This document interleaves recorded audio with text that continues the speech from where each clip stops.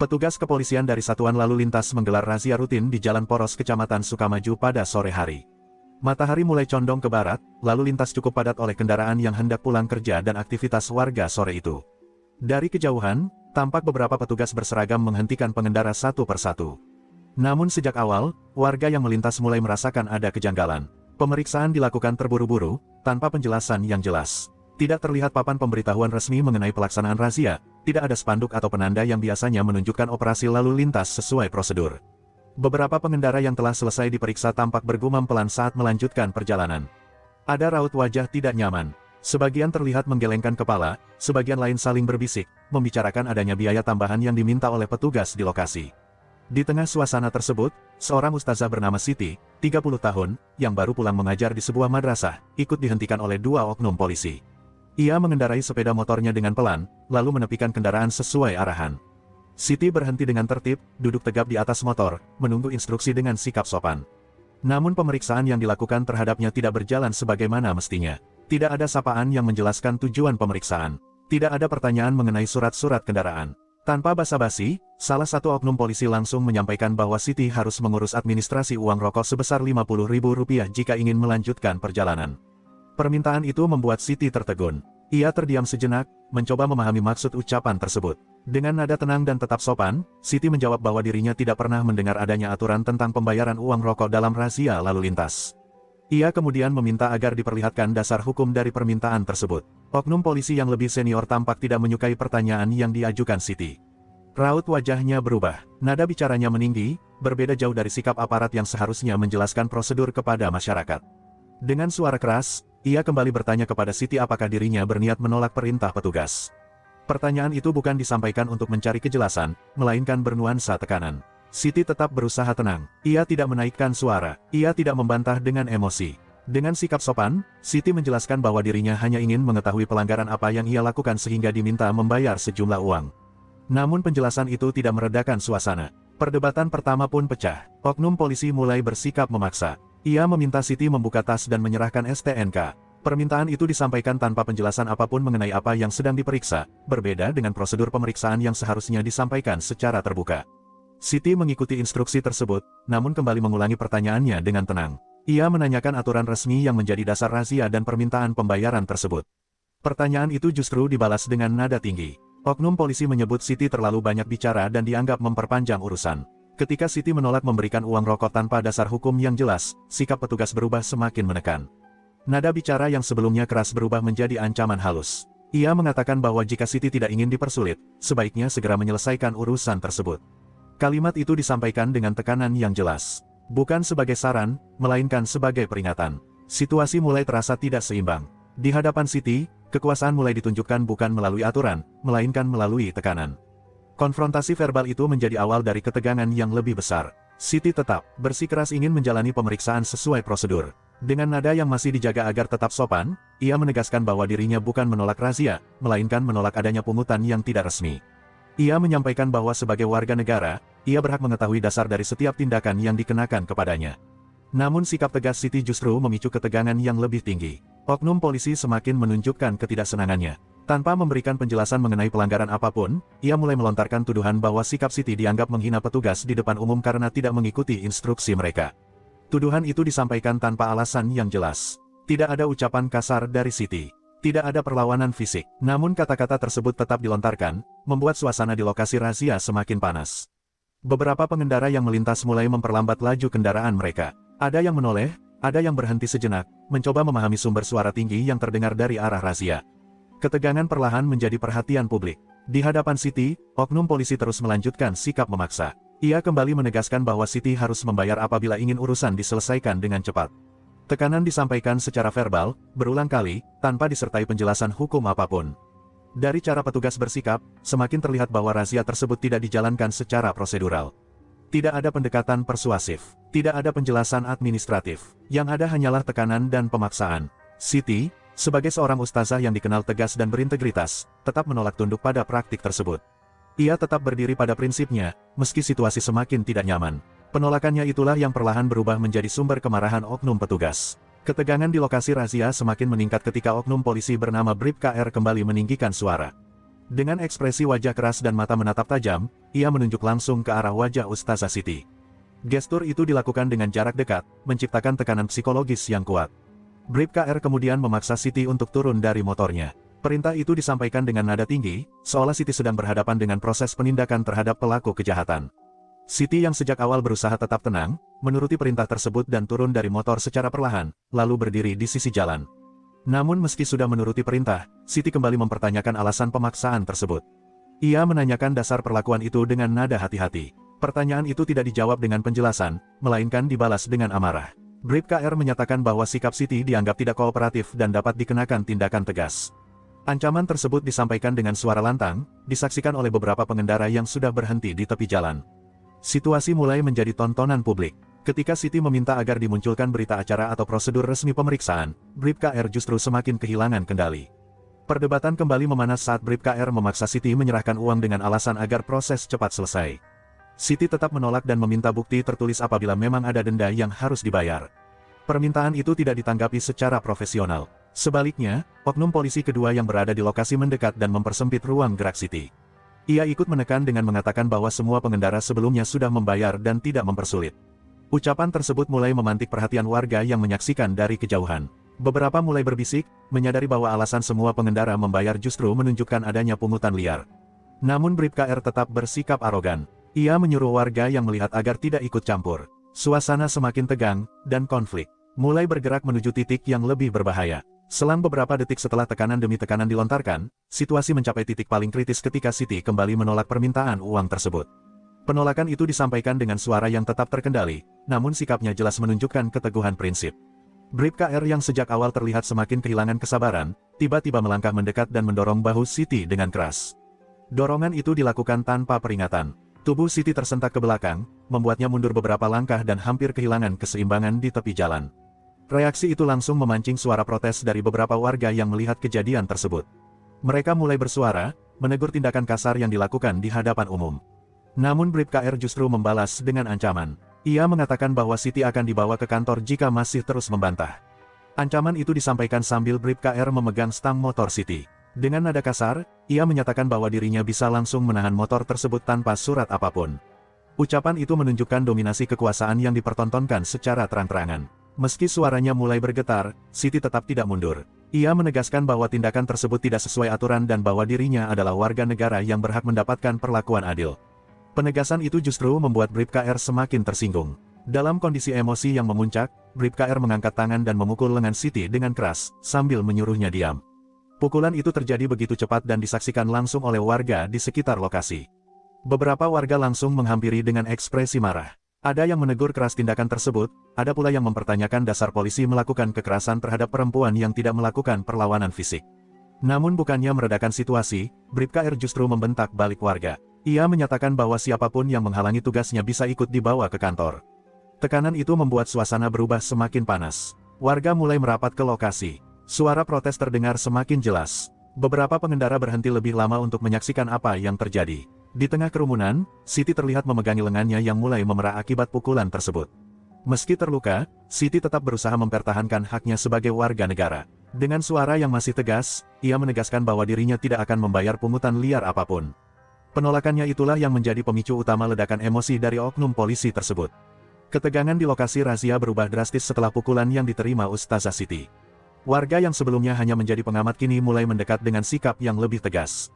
Mereka tidak lagi sekadar melihat, tetapi mulai mempertanyakan tindakan yang terjadi di depan mata mereka. Beberapa warga menanyakan secara langsung dasar tindakan kekerasan yang dilakukan oleh Bribka R terhadap seorang perempuan yang tidak melakukan perlawanan fisik sama sekali. Pertanyaan itu disampaikan dengan nada serius, menuntut penjelasan yang seharusnya datang dari aparat penegak hukum. Namun bukannya memberikan klarifikasi, oknum polisi tersebut justru kembali membentak warga dan menyuruh mereka menjauh dari lokasi. Sikap tersebut memicu reaksi yang lebih besar. Seorang warga laki-laki Parubaya kemudian mempertanyakan mengapa razia dilakukan tanpa papan pemberitahuan resmi dan mengapa semua pengendara dimintai uang rokok. Pertanyaan itu langsung mengubah raut wajah Bribka R. Ia menuding warga tersebut sebagai provokator dan mengancam akan menangkap siapapun yang dianggap menghalangi tugas petugas. Ancaman itu tidak membuat warga mundur. Justru semakin banyak warga yang mendekat dan ikut menyaksikan. Di tengah suasana tersebut, Siti yang masih memegangi lengannya berusaha menjelaskan kepada warga apa yang sebenarnya terjadi. Dengan suara bergetar, ia mengatakan bahwa sejak awal dirinya sudah kooperatif, namun diminta uang tanpa dasar hukum. Dan ketika menolak, ia justru dipaksa dan dipukul. Penjelasan itu membuat warga semakin geram. Beberapa di antaranya menunjuk langsung ke arah polisi, menegaskan bahwa tindakan tersebut tidak bisa diterima. Oknum polisi kedua yang sejak awal hanya mengikuti arahan Bribka R mencoba mendorong warga agar mundur. Namun tindakan itu justru memperbesar keributan. Warga tidak bergeser, bahkan semakin merapat. Mereka menegur petugas agar menghentikan kekerasan dan menjalankan razia sesuai prosedur, bukan dengan cara menekan dan memeras masyarakat. Di tengah kerumunan, seorang kepala desa yang kebetulan melintas ikut berhenti. Ia langsung menuju titik keributan setelah melihat banyak warga berkumpul. Begitu mengetahui bahwa seorang ustazah dipukul karena menolak pungutan liar, ia menegur keras kedua oknum polisi tersebut. Kepala desa menanyakan dasar razia, berita acara pemeriksaan, serta siapa komandan operasi. Namun kedua oknum polisi tidak mampu memberikan jawaban yang jelas. Mereka hanya mengulang bahwa warga terlalu banyak ikut campur dan menghalangi tugas petugas. Sikap defensif itu membuat kepala desa semakin murka. Ia menyatakan akan segera menghubungi pejabat daerah karena tindakan tersebut sudah melewati batas. Ketika kepala desa mengeluarkan ponsel dan mulai melakukan panggilan, Bribka R terlihat panik sejenak. Alih-alih menghentikan tindakan, oknum polisi justru mencoba menenangkan warga dengan alasan bahwa semua hanya salah paham. Pernyataan itu langsung disanggah warga yang melihat langsung pemukulan tersebut. Mereka menegaskan bahwa tidak ada salah paham, yang ada hanyalah pemaksaan, pungutan liar, dan kekerasan terhadap perempuan. Dalam situasi yang semakin panas itu, suara warga berubah menjadi tekanan moral. Beberapa menyebut bahwa tindakan seperti ini sudah sering mereka dengar di wilayah tersebut, namun baru kali ini terjadi di hadapan banyak saksi. Warga lain menegaskan bahwa perbuatan tersebut mencoreng nama institusi kepolisian dan harus ada tindakan tegas dari pimpinan. Kepala desa yang telah selesai melakukan komunikasi menyampaikan bahwa pihak tingkat kabupaten sedang menuju lokasi setelah menerima laporan mengenai kekerasan dan pungli. Pernyataan itu disambut lega oleh warga. Sementara itu, dua oknum polisi mulai terlihat gelisah meski masih berusaha mempertahankan sikap arogan. Di tengah suasana tegang, Siti berdiri dengan tegar.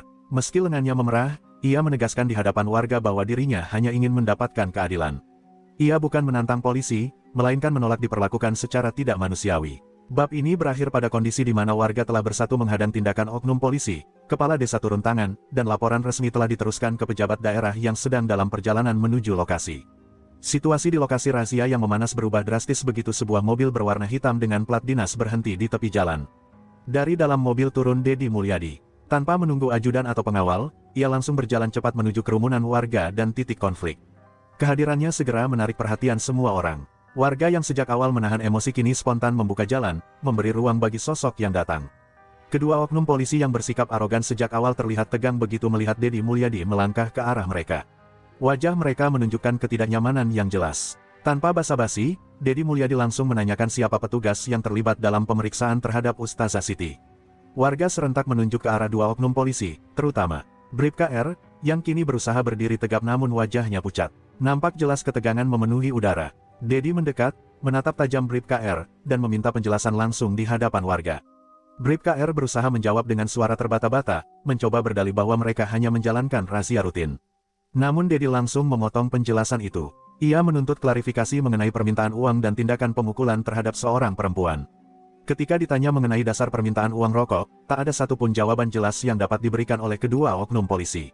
Mereka hanya menyebut bahwa pengendara sebelumnya tidak keberatan. Pernyataan itu membuat Dedi menggeleng keras. Ia menegaskan bahwa pungutan yang tidak tercatat dalam aturan resmi adalah tindakan pungli, bukan kebijakan institusi. Suaranya meningkat ketika menyinggung tindakan pemukulan warga, terlebih terhadap seorang ustazah yang tidak melakukan perlawanan. Ia menyebut perbuatan itu sebagai penyalahgunaan wewenang dan pelanggaran berat. Warga mulai menyampaikan kesaksian secara langsung. Salah seorang laki-laki parubaya menjelaskan bahwa ia melihat sendiri bagaimana Bribka R mendorong dan memukul lengan Siti. Seorang ibu yang berada di lokasi menambahkan bahwa polisi kedua ikut bersikap memaksa dan menghalangi warga yang ingin menolong. Ucapan mereka membuat posisi dua oknum itu semakin terpojok. Dedi kemudian mendekati Siti dan memperhatikan bekas memar di lengan kanannya. Dengan nada prihatin namun tegas, ia menanyakan langsung apakah tindakan kekerasan itu benar dilakukan oleh petugas. Siti mengangguk, menjelaskan bahwa ia hanya menolak membayar pungli dan meminta pemeriksaan dilakukan sesuai prosedur. Mendengar penjelasan itu, raut wajah Dedi berubah marah. Ia berbalik menghadap aparat yang terlibat. Dengan suara lantang, ia menyampaikan bahwa tindakan tersebut tidak hanya mencoreng institusi, tapi juga mempermalukan negara di mata rakyat. Wewenang kalian bukan untuk menekan dan memaki masyarakat, ucapnya tegas. Dedi menegaskan bahwa seragam diberikan untuk melindungi rakyat, bukan memeras. Bribka R mencoba memberikan pembelaan terakhir dengan alasan bahwa situasi saat itu panas dan warga ikut memancing keributan. Namun Dedi memotongnya lagi, menyatakan tidak ada alasan yang membenarkan tindakan memukul perempuan dan meminta pungutan liar.